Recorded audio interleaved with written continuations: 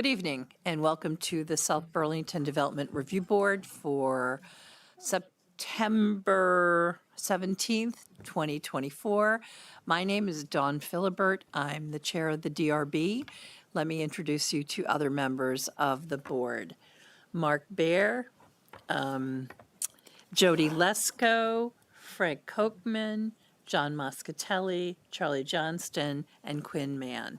And to my right are staff Marla Quinn and Marty Gillis. Thank you all for being here. This meeting is being recorded. So there are several ways of participating in this meeting. One is to attend, as those of you in the audience are doing. The other way is to attend virtually.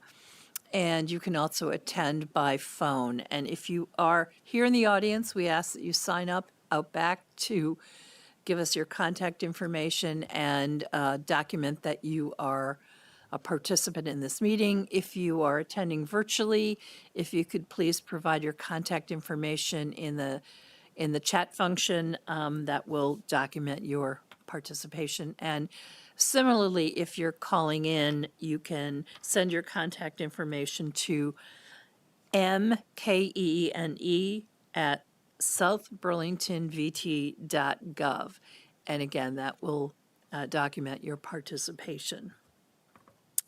So let's look at the agenda. Number one are the emergency evacuation procedures.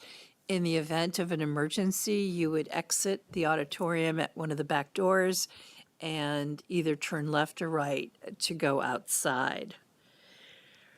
Are there any additions, deletions, or changes in the order of agenda items? No. Hearing none. Any announcements or reminders? Not for me. Okay. Number 4, any comments and questions from the public that are not related to the agenda? Okay. Number 5 is a presentation by Senior City Planner Kelsey Peterson of warned draft amendments to land development regulations. Kelsey, thank you for coming tonight. Best if I said, You can, yes. so Marla has the presentation ready to go. So as Dawn said, I'm Kelsey Peterson. I'm Just turn on your mic. I'm sorry. I was about to say I staff the Planning Commission, so I'm very aware of the microphones. Apparently not. So yes, as Dawn said, this is a quick presentation with some of the highlights of the draft land development regulations that is currently in front of City Council. They had a public hearing on it last night. They're going to be continuing their conversation at a future meeting. There's a lot in these land development regulation amendments. They are partially in response to state statute changes that occurred over the last couple of years. One went into effect July of 23 and another in July of 24. So what I've prepared for today is the highlights from your perspective, from the DRB perspective, what you'll be seeing coming down the pike that looks different in future applications. I don't go into the weeds necessarily about sort of, it's 10% or 12% or whatever those numbers are, but just some of the frameworks and some of the topics that will be coming up for you all in the coming months and years. Sorry. I was trying to turn it off. That's okay. No, I'm just seeing if there's a presentation. I think we have it up. Can you guys in the back of the room pull it onto the main screen, please?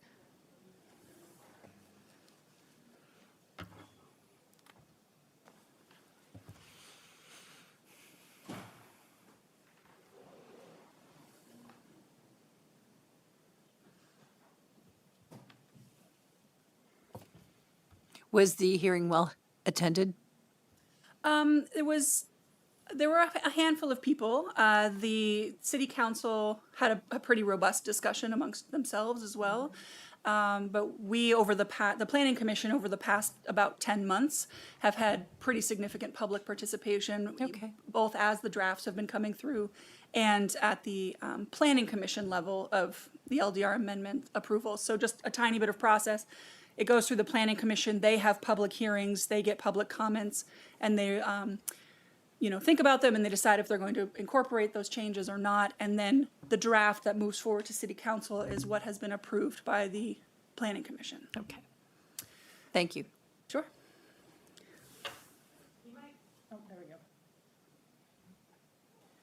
Okay, so that's just the beginning slide, proposed amendments to land development regulations.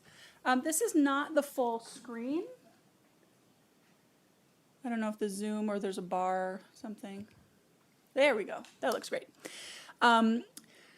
So this is the very high level overview of what these amendments involved. They touched almost every article of the LDRs except for, I think, Article 16, 11, and there was only one word change or two word changes in 8. So it touched everything else.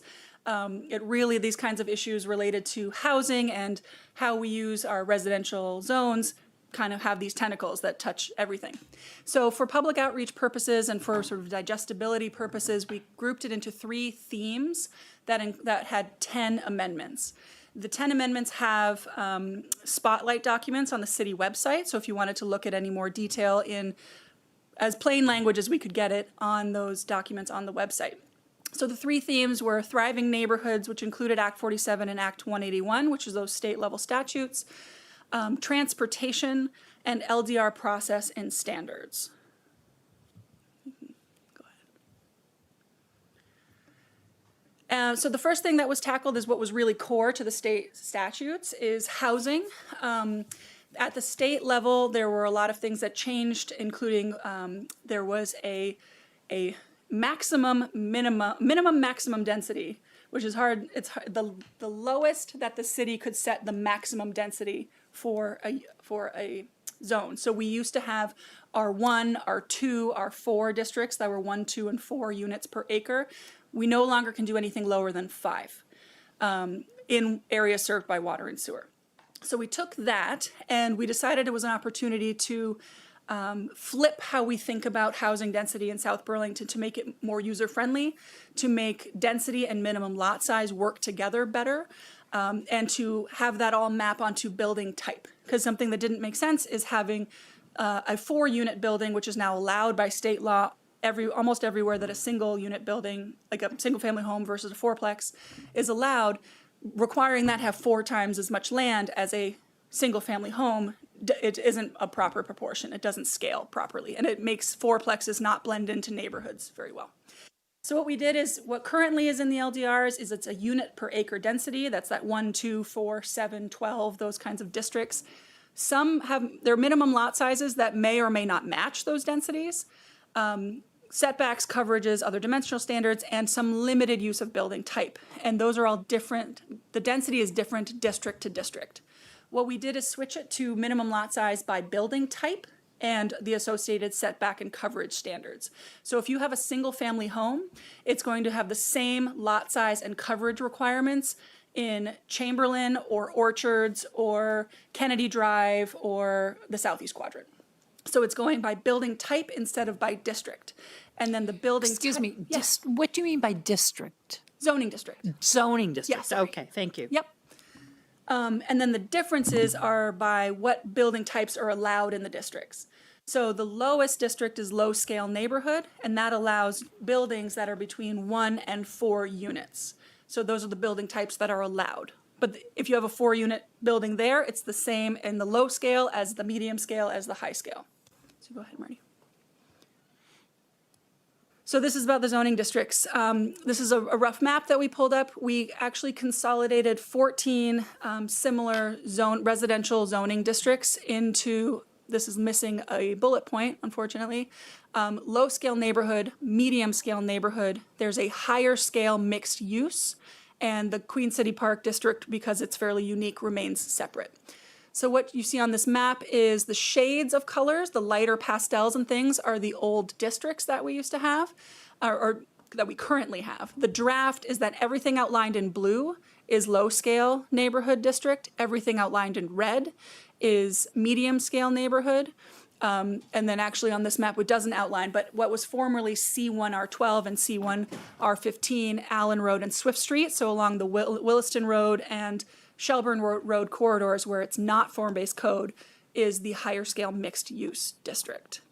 The idea is to create consistency amongst the residential standards, and we also eliminated minimum lot size in the higher scale areas because we care more about the scale of the building than the scale of the lot.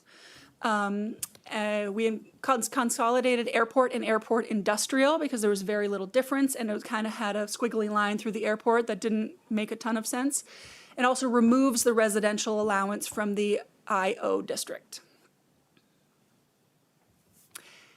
That said, it was mostly consolidation, but there were a handful of actual boundary changes. And I know this is very small on this map, but the first is that habitat blocks used to have a floating 30%. If you had a lot that was 70% or more covered in habitat blocks or hazards, the developer could select up to 30% as a development area. That caused problems with the state statute because then is that served by water? Is it not served by water? Does it have to be 5 units an acre or not? It caused some sort of issues with the state statutes. So what we proposed is just identifying that 30% and removing it from the habitat block. So the city deciding what is the logical 30% of these lots. As you can see, this is the map on the left. There's not that many of them. The next thing is changing dedicated parkland to be parks district. There's a handful of properties in the city that are owned by the city, intended to be parks, and were zoned something else. They were zoned R4, they were zoned municipal, there's a handful of things like that. Conserved land changing to the NRP district, so it's mostly in the farthest southeast corner. You can see on that right-hand map a few little blocks of green. Those are lands that have been recently conserved that were not in the NRP. So because they are now conserved, it makes sense to just put them in the NRP. And then there's a little sort of cleaver shape up by Kennedy Drive, south of the airport. That is an area where there's already approved buildings related to the O'Brien development. So it didn't make sense to change the zoning from under where we know what's going to be. So changing the boundaries of lines there that match what has been approved by this body. Marty? Could you go back, when is that big block of yellow just sort of above the cleaver? It looks like it's on Kennedy Drive. Below that, the square thing, what is that? So that is 835 Hinesburg Road. That's the former Hill Farm. So that's included in the medium scale neighborhood district now. So moving on, and I know I'm moving quickly, but this is transferable development rights. We've had transferable development rights. They were primarily used to swap 1 unit for 1 unit within the southeast quadrant. In the last few years, that was expanded to some other areas, but with all of these state changes in state law and the Planning Commission wanting people to be able to use TDRs for commercial uses, we decided to set the value on the receiving end to be effectively a Lego block of 2,000 square feet by 1 floor in height. So that's approximating a residential unit plus its share of the common spaces like hallways and stairways and things like that. But you could also use it for commercial space. So if you have a single-story commercial building, you could add 2,000 square feet to it. But if you had a residential building and say it was a 20,000 square foot footprint, you could use 10 TDRs to get an additional floor on top of the building. So it's expanding the use to both residential and commercial and actually removing it from the low-scale neighborhood and the medium-scale neighborhood districts, which is most of the residential area, it's all of the residential areas of the southeast quadrant, Orchards, Chamberlain, the Kennedy Drive, Hinesburg Road area, and that's about it. Go ahead. So that's related directly to inclusionary zoning. We set a maximum height for using TDRs and inclusionary zoning together. So developers can use combinations of those things.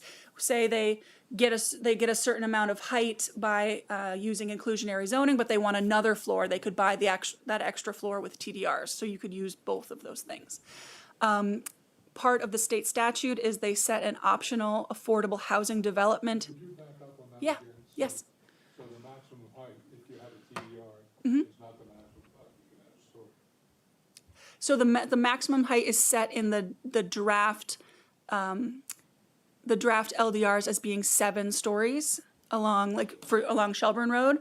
It's 5 stories by right and up to 7 using inclusionary. You in almost all cases you'll get the additional story for inclusionary, which I'm about to explain. But then you could get one more story on top using TDRs.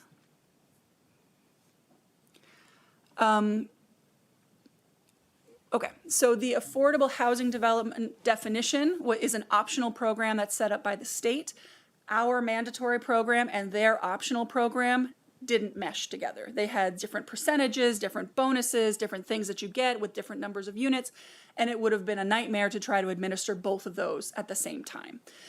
So what we did is the inclusionary zoning on the South Burlington side is very functionally similar to what it was before, but tweaking some things to match the state process and the state thresholds. So things like there was a 12-unit threshold, now it's a 10-unit threshold.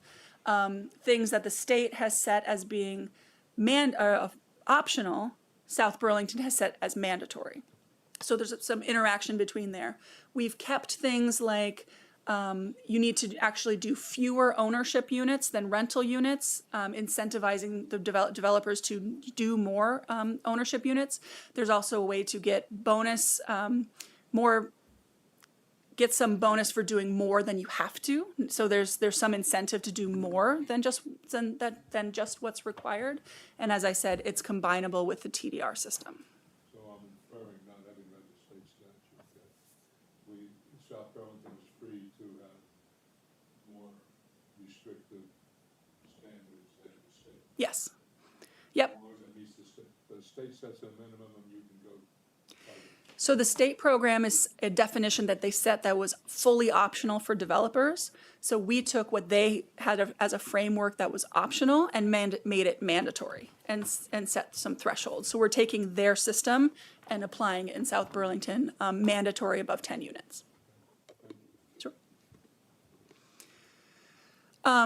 Transportation, this is just a little slide comparing the current and the draft. Currently, you have a traffic overlay district that sets a cap on the number of trips. This tends to, it has limited the amount of infill and redevelopment that has been able to occur in areas that we want infill and redevelopment, things like Shelburne Road and Williston Road corridors in particular. We also had a citywide level of service that prioritized motor vehicles and free-flowing traffic. And it was the same for Dorset Street as for, the southern end of Hinesburg Road. You're supposed to be able to just kind of drive through the city. When we're developing a downtown and we're developing a more walkable city and we're developing, we want people to slow down and maybe stop and park once and then walk around the downtown, that didn't make sense. So what has shifted to is a transportation demand management system. And what that means is it's really focusing on how many trips you add, and based on how many trips you add, what you can do to mitigate the private motor vehicle trips from that. So it's things like adding covered bike racks or cargo bike racks, having a bus pass program or a car share program, prioritizing a cargo bikes or e-bikes in your bike rack system, because there's some things that still remain as bare minimums in site plan for you need a certain number of bike racks, but doing better than that gets you points in the transportation demand management system that in theory reduces the number of vehicle trips going to a site. It's based on the number of trips you add to the site. So if you have 500 trips already and you're adding 50, it's the same as if you're going from 0 to 50. The vehicle level of service is having a 2-tiered system, one for sort of the areas that we want to tolerate more traffic congestion and slower speeds, and one tier for the rest of the city. And then there's some difference in the impact fees and what they would be based on. Okay, go ahead, Marty. Electric vehicle charging is also part of the transportation thing. This is very straightforward. The state has adopted new commercial and residential building energy codes that require a certain number of spaces to be EV capable. EV capable is having the panel space and the pipe, effectively, having the conduit and the panel space. South Burlington has elected to take the exact same framework and just require all of everything that would have been required to be EV capable to be EV ready. EV ready is just really running the wire. It doesn't require a terminal. It doesn't require someone to pick, Tesla versus something else, ChargePoint or whatever. It's just running the cable so that everything's in the ground if and when that development decides to install the charging station at the other end.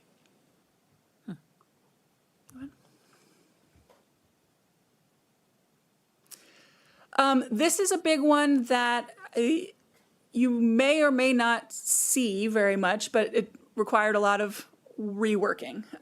Currently, Article 15 includes 15A, 15B, and 15C that are subdivision master plan and planned unit development.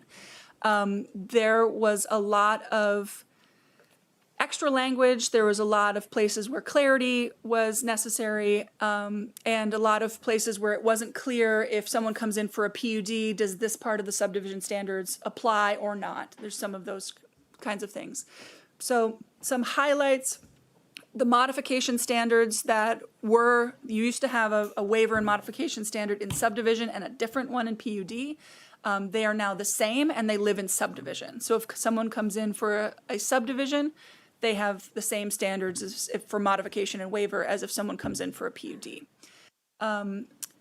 Another highlight is administrative approval is now allowed for minor subdivisions. So that takes minor subdivisions off of your plate and puts it on Marla and Marty's plate. They do, as staff, have the opportunity to kick minor subdivisions to the DRB, and yeah, that's all I really have to say about that. Definition of minor? Minor remains the same. It's effectively a 2-lot subdivision, and anything that is really a lot line adjustment, but for some reason doesn't meet our definition of that.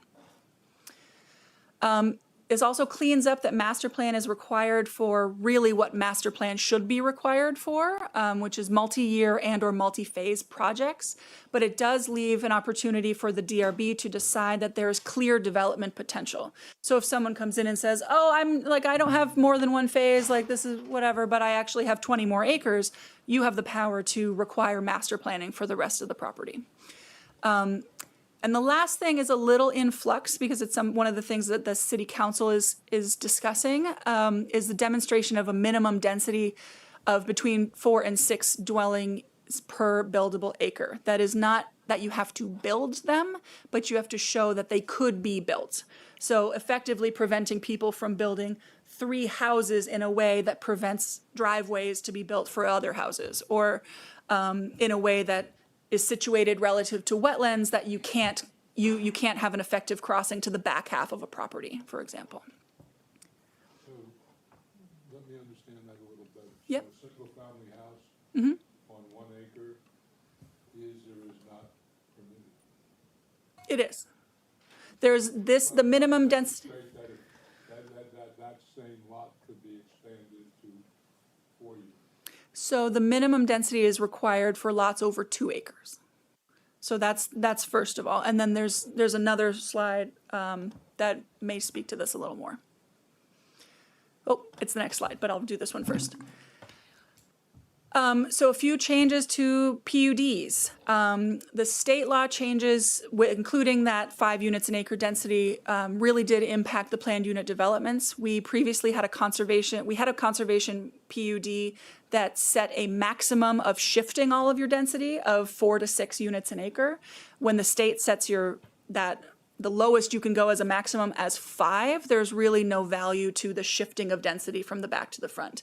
And without the shifting I think of it as the back to the front. It's not necessarily true, but without that shifting of density, there's very little value for that landowner to permanently conserve that back property. And we run into an issue of consideration and requiring people to permanently conserve part of their land without getting anything in return. There's some issue of potential municipal takings and other things that we decided with the best way around it was to avoid that. It also means that the areas like the SEQ remain at the planned density and building scale that we have in our city plan. If we suddenly allowed people to take all of their density from the back and put it on the front, and it was 20 units an acre, you'd have strange islands of 20 units an acre in an area that is more, if fully built out, would be more in the 8 to 10 units an acre under these regulations. It also makes the traditional neighborhood development PUD optional. We did an analysis of the properties where it was mandatory and where it was elective with the thresholds that are in there. And there were so few because the threshold was at 10 acres. And we've looked at a few case studies, and it's really even hard to make work at 10 acres that we ended up with 1 or 2 properties that it would make sense to have a TND. And at some point you end up feeling like spot zoning. And it's better to make it optional. The tool is still there. There's still benefit to using the tool, but if a developer would have to choose to use that tool and get that benefit. And then the general PUD is limited to amending existing PUDs, which was its original purpose a year and a half ago or so, and also for new PUDs in the airport and into institutional agricultural districts. So that's primarily the airport and some other large institutions we have in South Burlington. I hope there's not going to be a test. Sorry. No test. This is just a preview of things that you may see coming in the coming months and years. Master plan, just another touch on master plan. As you know, you currently have a master plan requirement. What has been proposed is that a property owner can have a single 2-acre carve out from master plan. So say if you own 20 acres and all you want to do is build a home for your son. You could do one time, I'm going to do that and take 2 acres out of my 20 without triggering the other master plan requirements. So that reduces process, reduces review time, reduces cost of engineering for people who truly just want to do that one thing. It's set at 2 acres because there are a lot of other requirements. So the minimum density demonstration requirement, civic space requirements in subdivision. There are a handful of other things that are triggered at 2 acres. So keeping that consistent, that the carve out is a maximum of 2 acres and you only have to do these other things above 2 acres. So we didn't have to write another exception from that. You still do have to demonstrate that you are not preventing access for future development. And that is just compliant with state law. You can't create a new lot that is not accessible. And it doesn't, as I said, it doesn't require full master plan detail for the property. Could you go back? Yep. Focusing on the vesting Oh, yeah. provision. The LDRs vest in the applicant for his benefit or also to bind him? That is, what happens if the LDRs become more liberal from the developer's perspective 8 years down the road? Can he take advantage of the change, or is he living within? There is an amendment process in the master plan. I don't think that someone could necessarily just say, oh, I have this master plan, but I'm going to just forget about it and I'm going to do something else. You'd probably have to go through the master plan amendment process. And there's some things that you can amend and some things that you can't. For example, something that you can't amend is we've added a reserved for future use land use category, because if someone says, you know what, I really don't want to do anything with this 5 acres for 10 years, for the life of my master plan. I don't know what's going to happen after that, but I really don't want to do the expense of planning out something that I'm truly not going to do. We've written that into the master plan as you could designate a certain area that is reserved for future use, but you can't come back in 2 years and be like, just kidding, I actually do want to do something on that, because that really guts the whole purpose of master plan. It's locking in the plan for many purposes for 10 years, but there are some things that you could amend.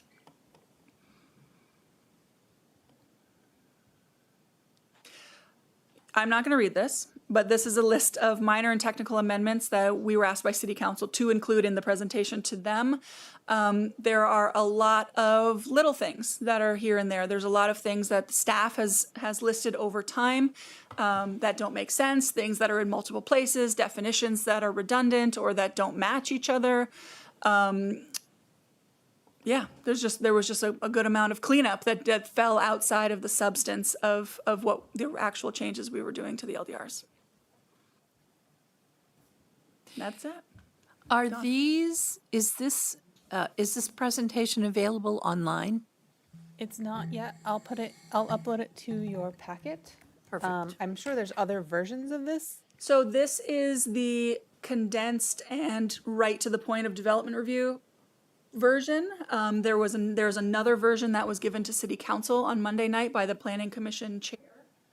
So that is available in the City Council's packet from Monday night, from the 16th. So And I'll is that put this available? one in this Okay. tonight's packet tomorrow morning. And the city council one, Is in the city council packet for yesterday's so we meeting. can see it in there? Yeah. Yep, Okay, it's good. in public record. Thanks. Their meeting was recorded if you wanted to watch Jessica actually give the presentation. And as I said at the beginning, there are 10 spotlight documents available on the city website through the planning and zoning pages. Those are helpful usually. I found them helpful. Yeah, so they were written in midsummer for public outreach from the Mm-hmm. planning commission process. So they're trying to hit the highlights, but also kind of what would affect individuals and what would affect people when they see their neighbor doing something. Mm-hmm. And writing it in a way that is less bureaucratic and more Right. accessible. Let's assume we're through the entire city council process, they've done with it whatever they want to do, and they've adopted whatever they adopt. Can you make sure Frank's mic is on, please? How long after they vote? I'm assuming this is not going to be presented as just a packet of amendments and that this is extensive enough, so you'll do a restated, complete LDR. Is that right? Is that what's in the offing? So what the city council has is a full new LDR. It includes everything. They had their first public hearing on it yesterday. They're going to be having some more discussion about a handful of items. The councilors had, a few questions each, both clarifying and, substance. And then there were a couple of particular areas of interest, including the minimum density requirement, the master plan carve-out, things like that, that they will be having a bit more conversation on. I believe that's scheduled for their first meeting in October. So at that point, then they would potentially warn a new public hearing that would be about a month later. So that we're looking at the beginning of November for a potential additional public hearing. Okay, but the ultimate product would be a complete restated LDR. Yes. Okay. Yeah, it touched, as I said before, it touched almost every article, and it's just easier to process, like, here's the new thing instead of bits and pieces. Absolutely. That was my concern. Yep. Appreciate it. I know I said a lot of things. You've worked hard, done a lot of work. Wow. There's a lot in it, So you yeah. managed to cut down 20 or 30 pages from what's already there? Is that- 50. 50, okay. Cut 50 pages from the LDRs. Good job. We're very proud of her. Yeah. About 360 to 310.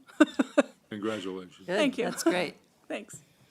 Yeah, we decided it was an opportunity to take what the state is pushing for housing and what we have to comply with and think about it in a way that's intentional and thoughtful and applicable to this specific environment in South Burlington and what we already have as a built environment.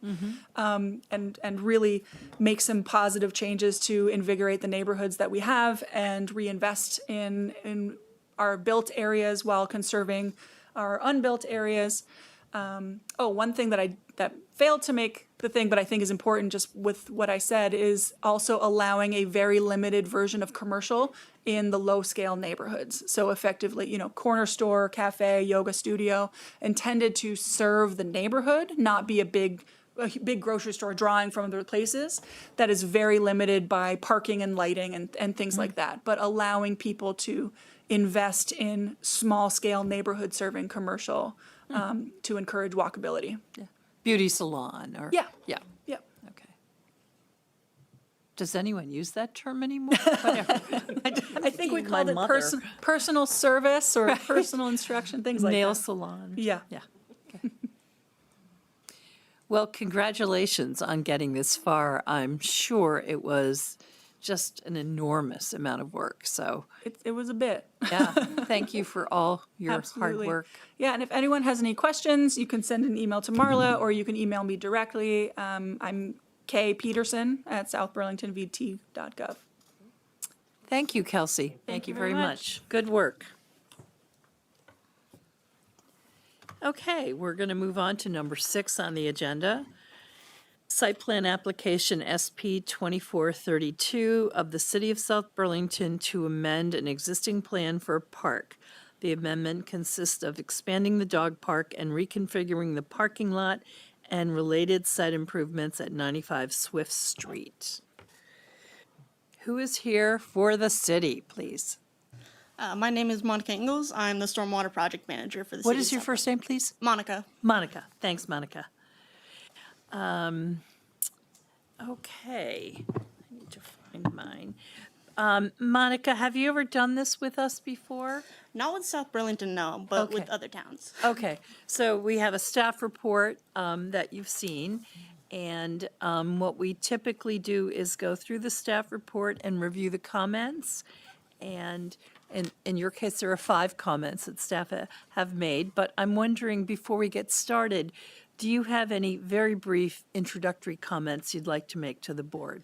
Yeah, so I'll give a little bit of background on essentially what the goal was with this project and why the Stormwater Project Manager was working on it at all. So this dog park traditionally has some ponding issues, especially during the winter. So we've been looking at this for a few years, trying to determine what can be done. It essentially becomes a giant puddle of mud over the winter. So we were looking at potential stormwater practices that could be placed on site. And it was determined with talking with Tina Heath with the Department of Environmental Conservation that, they didn't want to construct a new stormwater practice. And so essentially what we decided to do was to update the park a little bit. When it was initially placed within Farrell Street Park, it was essentially, the plan was to just put some fence up. It's a dog park now. So this is kind of coming back after the fact to expand the area a little bit and also provide some grading that they didn't do in the first place. Now that we know dog parks are going to stick. Exactly. Okay, anything else you'd like to say before we start going through the comments? I think I'm good. Okay, any questions, general questions from the board? Okay, let's go over to number 1. This is regarding the vegetation of the wetland buffer. It's decreased, so will the city improve the quality of the existing vegetation? So essentially the plan there is that when you step right into the wood, right into the tree line of that area, there's a little bit of crowning right there. So the intention there is to regrade it just a touch to be able to make sure that rainwater is actually going where we want it to, and then let it revegetate. We don't plan to have that be permanently impacted. It's just going to be temporary to make sure that water can, actually get into the wetland as opposed to just, instead of being at the center of the park, being along the fence. Okay, so to guide it, kind of. Exactly. So fully intend to revegetate. Okay. Questions? All right, the second comment is in regard to the improvement to the wetland. You've read it, so I'm wondering what your response is to this. Yep, so I spoke with the wetland scientist who completed our wetland delineation to kind of get his point of view on the whole process, and I did submit to Marla a little memo that he had pulled together. And essentially, he gave a little background on the functions and values of the wetland, which it is actually a pretty nice wetland once you get back a little bit farther. But where the dog park is, it's historically fill. So when we were initially doing, as part of stormwater design, you do infiltration test pits. And so when we did that, we were digging down and we found culverts in the ground because it's all old construction fill in that area. So essentially where we were proposing work is already impacted, already has historical impacts. So, and then on top of that, there's the consideration of the fact that during the winter and, when we get a lot of rain, grass is not really able to establish within the dog park. And so there's that collection of water on top of an area that isn't really capable of having grass, so sediment is able to easily be moved into the wetland. Whereas if we were to improve the grading by having it be crowned kind of central to where the historical ponding happens, it will be able to be grassed, and so that amount of sediment that is happening when the grass isn't able to grow isn't going to be going into the wetland any further. So that is an improvement. Yes, and with the subtraction of the impervious where the parking area was, all of that, while not within the wetland buffer, all that impervious area isn't going to be going into the wetland anymore. So that will definitely be a noted improvement. Okay, good. Questions, board? Okay. Number 3. This is, I can't read my own writing. Findings of the let me just read it. The applicant has not provided a field delineation, this is asking for a field delineation report, specifying the functions and values of the wetland. Yeah, so the memo that I had forwarded along earlier kind of touched on that a little bit. It's not the full delineation, but it does note some of the functions and values of the wetland, including water storage and wildlife habitat. Okay, thank you. And I can provide a full field report if you'd like. I just didn't have time with our wetland scientist for him to pull something together. So what do you think, board? A full delineation? Or let's ask staff. What do you think we need a full delineation? So it's, what you need is what is needed to answer these standards, right? So the standards are that the proposed development will not have an undue adverse effect upon specific wetland functions and values identified in the field delineation. Typically, applicants submit their wetland delineation report, but it's not necessarily that that's the requirement. The requirement is to say what the functions and values are and demonstrate why there is no undue adverse effect. So if Monica's testimony is that that's demonstrated by the submission she's made, I don't think you need the full. Okay. I can make that. It looks like everyone else can too. Okay, thank you. Number 4, and I have a question. I know you and I didn't talk today, but I'm a little confused by this. The purpose of this criterion is protection of parking lot vegetation and protection of pedestrians. There is a 10-foot wide green strip between the parking and the shared use path. The standard width is 5 feet. And then the red comment says the applicant has proposed a 6-inch asphalt curb between the gravel parking and the vegetated strip. Staff recommends the board ask the applicant to describe how this is a long-term viable option. If something is on the approved site plan, it must be maintained in good condition, otherwise the property is considered to be in violation. So there's a 10-foot strip, green strip, but the standard is 5 feet. Right, I apologize. I see now that I've used too many pronouns in this sentence. Marty, can you go to the plans? So what we're talking about here is the, can you be my Vanna White here with your cursor? So there's parking. Don't zoom in too much. I think you're fine. There's the drive aisle at the top of the page, that area. And then there's parallel parking, which is the next thing. And then there's a grass strip. And then there is the rec path. And then there is the dog park. In a typical roadway design, the grass strip is required to be 5 feet wide. And there's supposed to be a curb between the road and the grass strip. In this case, we require roads to be paved. This is not a road, this is a driveway.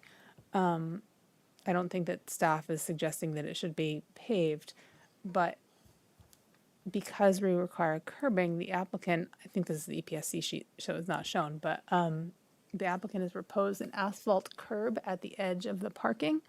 And the question here is, if you have a gravel parking lot on one side and a grass strip on the other side, how is that asphalt curb going to survive? And would the board be willing to say you don't need it, or maybe Monica has a different proposal? Yeah. So essentially, when the project was initially proposed, that 6-inch curb was actually to prevent people from, going from the parking lot onto the green strip, is essentially what we were proposing there. After that, though, we were proposing to plant some trees. So actually, we would like to not have that curbing, since there isn't any curbing there existing along that path. And right now, the parking is like right along the path. So I think that green strip will also just prevent anyone from, coming between cars and the new proposed path. But they'll still be driving onto the grass. It'll still be, We'll have signs that say to, go in there. Yeah, I know it's no better than, what's there now, but, Is at there a least there will be sheet that we trees can and show? signs. The proposed condition sheet that shows the trees, yeah, that one. Yes. Yep, so there are 6 trees proposed, and as well as 3 signs that essentially, because Marla brought up a fair point during the process of, evaluating all of this, that, you see gravel, lines aren't going to stay, how are people going to know how to parallel park? And so that's what the signs are for, is to make sure that people know that it's parallel parking. Whereas right now, you just kind of park and hope that somebody doesn't park too close to you. Yeah, willy-nilly. Exactly, I think so. that's a planning term. Okay. Any questions about? Yeah, so the applicant is proposing to remove the 6-inch curb. Yeah, to not have one, because there isn't a curb existing, and it was really only there to make sure that it was like a bumper for cars to not go further than they should. Are we good with that? Okay. All right, number 5. Staff recommends the board require the applicant to comply with the comments of the city arborist as conditions of approval. And those 2 conditions are listed above in blue. Are you able to do that? Yeah, we can do that. We'll Okay. plant the swamp white oaks instead of our English oaks, and make sure to add a note about mechanically loosening the soil. Okay, thank you. All right, that is the end of the staff report. And let's see, this is a.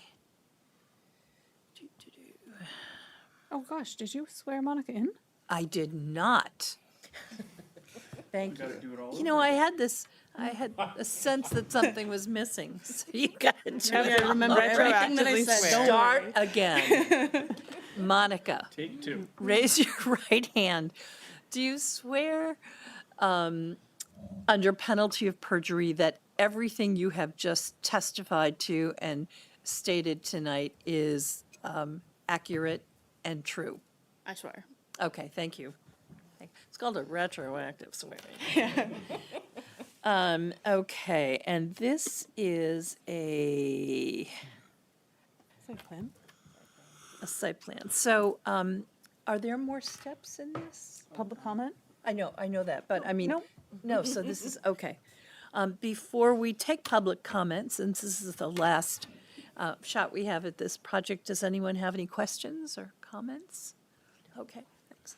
Okay, thank you, Monica, and we'll open it up for public comment. Is there anyone in the audience or online or calling in by phone who would like to make a comment? Yes, step up, please.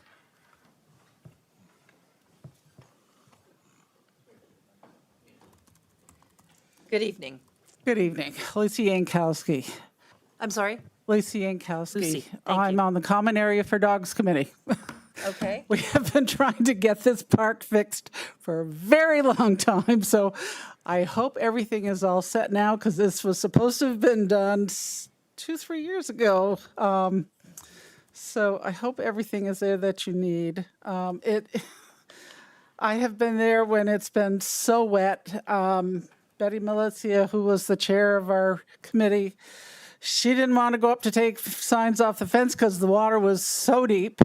I did. I just took my shoes off, my barefoot. But yeah, it really needs to get. It's a real bad drainage issue there, Okay. and Certainly sounds like there's it. no curbs or anything, and we need to make sure that it's still handicap accessible. Okay. Thank Thank you so much, Lucy, for your comments. Are there any other members of the public who would like to comment? Are there any online? None online. Okay, I think we're all set. You'll be hearing from us, Monica. Oh, sorry, thank you. I move Go to ahead. close SP 2432. Second. Thank you. Is there any discussion? All in favor of the motion, say aye. Aye. Opposed? Okay, thank you. Okay.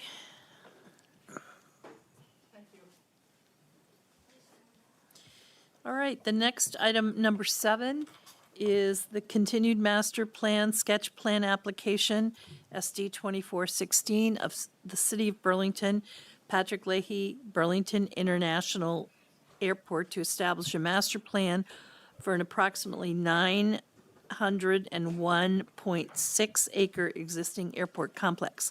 The master plan includes 6 phases over 21.8 acres and consists of 28,000 square feet of north terminal expansion, a 4.0 acre multi-use path, an 8.3 acre maintenance complex with a 41,500 square foot of building, a 3.4 acre apron expansion, a 2.3 acre project involving hangar and apron expansion, and a 25,000 square foot south terminal expansion at 1200 Airport Drive. That's a lot of numbers.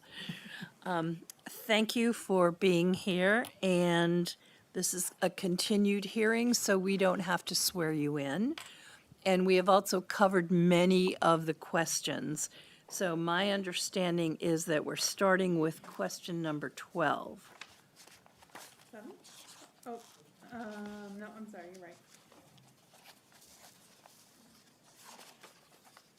Yeah, we left off, I think, at 7, as we had talked about improvements outside the airport parcel. Oh, I have the My wrong. notes had gone through 11, I thought, So maybe I thought we had gone through 12, but Oh, I'm sorry. but it was agenda item number 7. Yeah, Marla, my notes too is that we've gone through number 11 and that we were starting on number 12. okay, That sounds good. we can start on number 12. All right, starting on number 12. This question is about the compatibility with existing structures or sites. Staff recommends the board confirm the applicant's intention to change the fence type, as the proposed fence may require additional screening for the purpose of transition between dissimilar uses pursuant to the landscaping standards of section 13.04. So as shown here, there's an existing concrete wall or fence that will be replaced by the new building. There's also existing wrought iron fence that will need to be adjusted, but also connect into the new building, as you can see in the rendering to your right. The wrought iron fence is a consistent aesthetic throughout the airport facility, and that's what we are proposing for this project. Could you point to the fence, please? Okay, Thanks, I see. Marty. All right, got it. Okay, thank you. Any questions from the board? What about the additional screening? We could provide additional screening if that's the request of the board. At this time, we're proposing to use the existing wrought iron fence, similar to what we have today. It's consistent with what's there. The only difference basically is the building versus the block. Oops, yeah. It's consistent with what's there. If you look at the submittal we made with the wrought iron fence, the only difference is the block wall's gone and the building's there. So there's already wrought iron fence between that existing block wall there and the FAA building, which is an airport building. So Can we live without screening? Is this fence enough, board? I see one nod. Any objections to that? No, okay. None, we'll move on. Comment number 13, we need an evaluation of trips and TDM. Regardless of approach, staff recommends the board direct the applicant to provide the required evaluation of trips and TDM at the next stage of review. So that's just kind of a heads up to you to provide it, please. we're in agreement with that. Thank you. I would just note that I would direct you to the draft LDR because it is different than it used to be, and I think you'll be pleased. Great, thanks, Marla. But they They are under the current LDRs, correct? No, they haven't so this is a sketch and Oh, sketch right, doesn't okay, yep, vest, sure. yeah. Okay, thank you. All right, number 14, this is about robust screening where the fence is transparent. And the question to the board is, do we think, this is a different fence, Marla? No, this is the same. And Marty, I don't know if you have the handout from last meeting, but they provided some extra pictures of like elsewhere where this wrought iron fence is. And I have a printed copy if you wanted to pass it along while you bring it up, if that's helpful, Marla. I'm sure Marty can get it up pretty quickly. It's from the last meeting in the handouts folder, yeah. It'll just be a second. Can I ask a question, Marla? What is the, It's on page 5. I don't have, Yeah. maybe that a graphic could help me. Speak up, please, Frank. Perhaps better graphics will help me understand, but what is the point of screening the tarmac? What's wrong with the tarmac? It's kind of interesting. Right, I think the whole purpose of this. Well, the question was for staff, actually. Okay.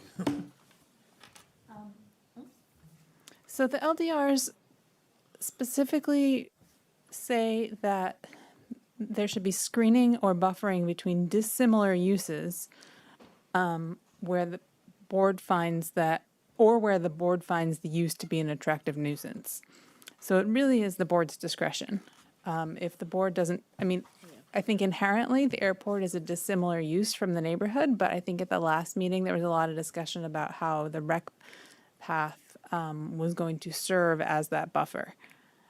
So it may be that this has already been addressed at the previous hearing and you're all set. But, you know, I never know what you're going to say, so I just put things in as they come up. I Would you like I me to respond? personally think that's very attractive, but I hear other opinions, and Larry, you want to? Just the whole purpose of Project Next, which is the replacement improvement project, is so, I mean, when people are flying, they like to see their planes, they like to see that activity. Yeah. That's what we're giving them with the whole the new or replacement terminal. This is just part of that. They're coming out of the parking garage and they can see a portion of the tarmac with a jet bridge. I mean, and that's it. That's what I was kind of getting at. I mean, I Yeah. think that's a good idea. Yeah, okay. Yeah, I guess the way I'm looking at it is they're not really impacting the existing wrought iron fence. Right. The new building is going to extend down there. If we were doing something and extending the fence further down and removing the wall, then maybe be more of a conversation, but The it only thing seems we're like, doing is we're moving it back just a little bit, but that wall is about where the building almost comes to. So it's no So- real difference. So. yeah, I don't see it as a significant change. Does The anyone- the buffering, like you said, I think the buffering from the neighborhood is the existing buffer that's already there. Right. and The rec path that'll be going in. Great, thank you, John. Does anyone object to it being unbuffered, screened? Okay, thank you. Number 15, this is this is regarding the landscaping budget. Let me read the last sentence. Staff recommends, pardon me, the board discuss with the applicant their intended permitting process and timeline for the required recreation path landscaping concurrently in relationship to the concourse expansion project. And we discussed this a little bit at the last hearing in terms of designing, permitting, and constructing the rec path prior to receiving the CO for the North Concourse building. And that's what we'd like to propose, and that would give us adequate time to collaborate with the city and community in terms of that design. Is the board comfortable with that? I personally was a little bit concerned because having the CO be the trigger, because it kind of backs the board potentially into a corner. If the terminal expansion is already under construction, you need this approved plan for landscaping. They've already gotten their site plan and potentially their zoning permit to construct the terminal without any board approval of what they're going to do to meet their required minimum landscaping. In the past, the board has said, Yeah, you can get your site plan, but you can't get your zoning permit to start construction. The objection the airport had at the last meeting was that the terminal expansion was going to be a much longer construction timeline, while the path design was going to take the bulk of the time for the path, and the permitting pathway was going to be short. I hear that, and I think it makes sense, but I do still have that concern about losing all leverage and being backed into a corner. And I've, some members of the board have seen what can happen when you're backed into a corner. I don't know. I don't have another suggestion. I was going to though. say, what would you suggest for? I guess I'm not sure I understand why we'd be backed into a corner. If they're moving ahead with the terminal and the bike path doesn't go in, then they're not allowed to open their terminal. I would think that would be sufficient motivation for them to want to get the bike path done. I mean, it seems like it's kind of the other way around. If the terminal gets way ahead of the bike path, they're sitting on a building that's ready to go. Right. And they can't open it until they're done. Right. And get your. So zoning I'm permit, really, you can't that's get not your CO. normally I'm the first one to say, hey, how are we going to enforce getting the developers to do what they say they're going to do? But in this case, I think they're going to apply their own leverage. I agree with John. Okay. They All can right. get their zoning permit, but you can't get a CO without the bike path and landscaping. All right. Anyone? Charlie? You look pensive. Is No, that? I'm just thinking through, right? Okay. So I have a question about that, right? So you're essentially expanding the terminal, right? So part of the terminal will be open. How do you enforce a CO on a terminal that is just being expanded, right? Theoretically, you could still use it as long as Marla's not there to check, We are actually replacing a part of the concourse. I understand, but Yeah. it really opens up that entire second floor, right? Right. So and how we does would- she enforce a CO on a floor that's just being expanded? We wouldn't be able to pull a plane into it until we have a CO, or people wouldn't be able to go into it until we have a CO. Yeah, and I totally understand that, right? But from, I guess, Marla's standpoint is like she, I guess, would have to visit the airport every day, right? To really verify, unless you've got logs or something like that, right? That's where I'm trying to get to is like you can't prevent, unless you put up a barrier, right? To prevent people from going in there or, utilizing that space, right? Well, that's during exactly construction, what there you would do. have to be There barriers. would be, yeah. There's going to be So- because of construction. Right. So then So, really the CO would prevent them from providing public access to that part of Right. the building. Right. Exactly. Yeah, that's what Right. it's for. And, Charlie's point is the kind of point that's in my mind, which is that in the zoning permit is a more powerful tool in the case of a building expansion.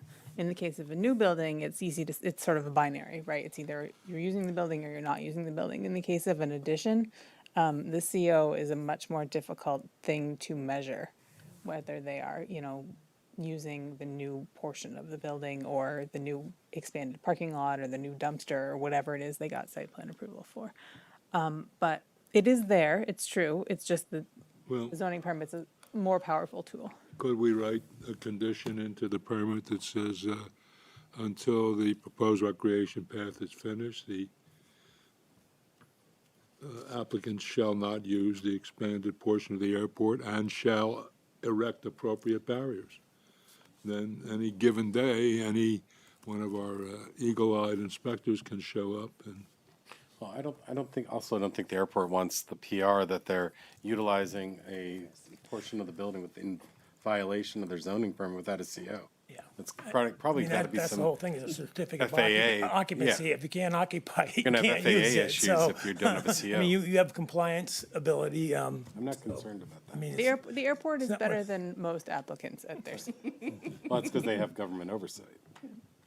And I do want to reiterate, there's a lot of benefit to this collaborative design process that we would really like to bring to the rec path and wouldn't want to miss out on the opportunity. right, for example, today we met with planning staff, DPW, we put a lot of effort in to making sure we're meeting everybody's needs and wants, intersections, everything, so it's, we want to be building it in the spring, though, that's our goal.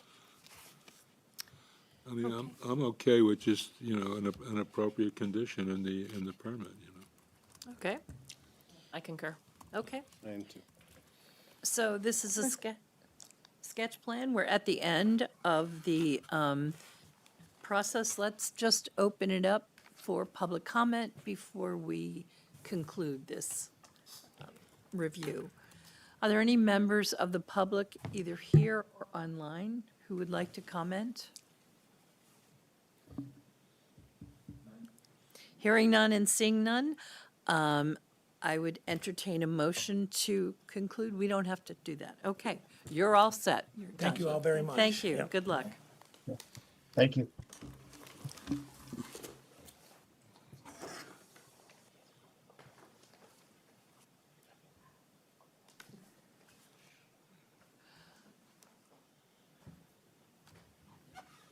Okay, the next project to review is site plan application SB 2431 of SBRC Properties LLC for an alteration of grade for the purpose of removing stockpiled fill material from a vacant lot at 1200 Hinesburg Road. Who is here for the applicant, for the record? Tim McKenzie with South Burlington Realty. Thanks, Tim. Thank you for coming.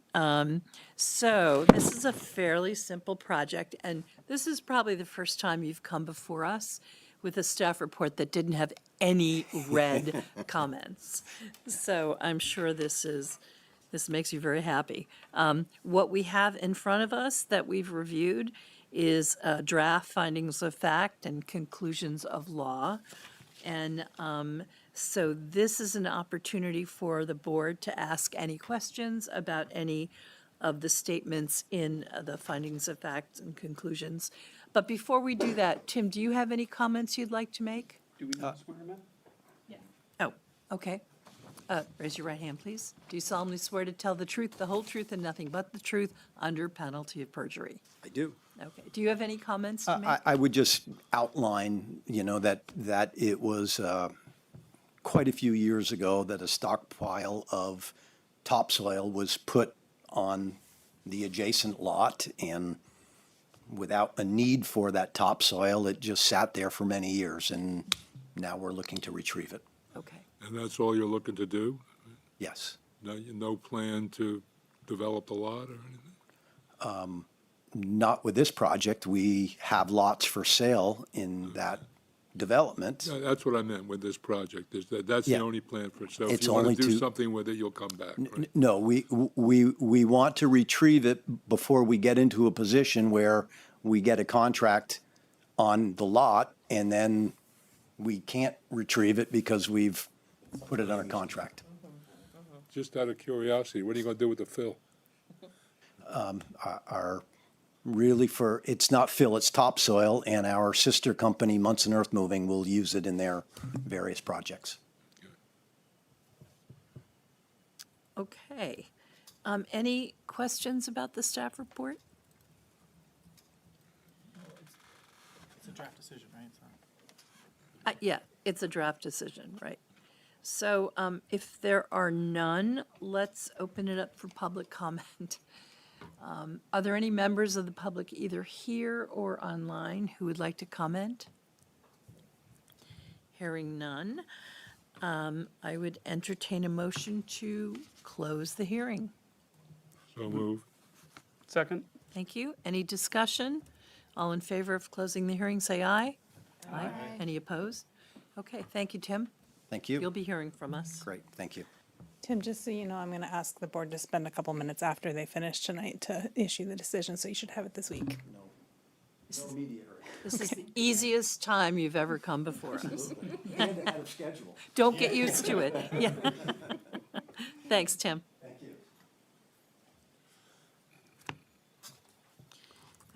Okay. Number 10. This is the site plan application SP 2434 of AAM 15 to amend a previously approved plan for a 39.5 acre parcel development with a parking lot. The amendment consists of expanding the existing stormwater treatment pond and reducing the number of parking spaces at 870 Rear Williston Road. Who is here for the applicant? My name's Derek Reed. I'm with Krebs and Lansing Consulting Engineers. Jared? Derek. Derek, okay, Yes, thank you. sorry. Thank you, Derek. Let's swear you in. Do you solemnly, are you the only one testifying? Yes. Okay. Do you solemnly swear to tell the truth, the whole truth, and nothing but the truth under penalty of perjury? I do. Thank you. So, again, what we have before us is a draft findings of facts and decision. And there is only one area that is highlighted by the staff for discussion, and that is regarding whether or not the applicant is required to plant 3 deciduous shade trees of a specific species. And my question is, how would we know what kind of species? But we can talk about that along the eastern perimeter of the altered portion of the existing parking lot. I'm wondering, why is it an option for us to decide whether they do or don't do that? It looks to me like they have to, don't they? Yeah, I think new parking lots are required to meet the standards of the LDR, including landscaping. Yep. Typically, so right now there's, I think, is it like 40 head-in parking spaces being replaced by 12 parallel parking spaces? So this is, you could also see this as the reduction of a non-conformity or like the improvement of a non-conforming thing. Okay. And you could kind of construe it in that way and say, well, they're reducing the number of unshaded parking spaces. And so in that way, without adding trees, they're meeting the standard. So that's why it's left up to you. So this was originally approved before we had an LDR that called for trees in parking lots? I'd imagine so. Yeah, I don't know the whole history of this parcel, but it's been a building for a while. Yeah. Okay. So the question to you, board, or to us, is shall we require them to put 3 deciduous shade trees in? And I guess to the applicant, given the grading and your plans for the site, what do you have any input on that? My only input is that we are trying to limit the footprint to the greatest extent we could so it's like a 2-on-1 at the top. The trees are a little trickier to plant, but they also provide roots that can support the slope. So originally I didn't plan on it because we have a fence right along the top, and so I wasn't quite sure how to put them in. I'm sure we can find a way to do it if the board would like us to put trees there. So Board, what do we think? Well, it sounds like the developer has no objection to putting the trees in, Okay? and, Right. Trees are good. Yeah, my only concern is on the slope, the survivability of the tree, right? And just having to continue to come back and like fix the fact that it's on a hill that has erosion and the tree just dies over and over and over again. as we know from the project to the south, if the tree dies, we have to replace it. Right. So, yeah. Derek, is there a way to bump out the grading at all in just the 10 feet around the tree? Yeah, I think we would probably pull the fence down the slope a little bit to try to make that space. It is a little flatter at the top, so we'd probably just pull the fence line down the hill just a little bit to And put it between the fence and the wall and the Yeah. curb. Okay. Would you be, sorry, it's just so the condition is clear, would you be pulling out the whole fence or doing little bump outs? just for simplicity, I think we just move the whole fence down the hill, just so it's a nice straight line. Okay. So it sounds like we want the trees. So what kind of trees? And once again, I just left this one open. I don't know if you have a preference, like what's available, or what if you're using stuff in other projects, or My big thing is it just has to be salt tolerant. Salt It tolerant? just has to be salt tolerant Okay. because of its location to the, yeah. can we do something general, like the developer will consult with the city arborist and follow his recommendations? Or match the other trees that are in the parking lot. Right. Yes, we could do that too. Yep. So does that work in terms of? I think so. Sure. Okay. Okay, good. And that shows up again under the decision. So we will fix that language. Any other questions from the board? Let's see if there's any public comment. I certainly don't see anyone in the audience. Anyone online? No? No. Okay. Then I would entertain a motion to close this hearing. So moved? Second. Thank you. Any discussion? All in favor, say aye. Aye. Opposed? Nope. Okay, thank you very much. Thank you for your time. Is this another one we're hoping to do tonight? Yes. Yes. Okay. Okay, let's see. Pardon? I didn't see any minutes in the packet, No, the minutes weren't available at the time of packet publication. Okay. so we can, Any other business? Okay. So you would like us? So is the meeting ended? Yes, the meeting is ended. Okay. Thank you. So we'll end the meeting here, and then if you can stick around to deliberate, that'd be great. Look at us. 8:15. All right. Job done. Me-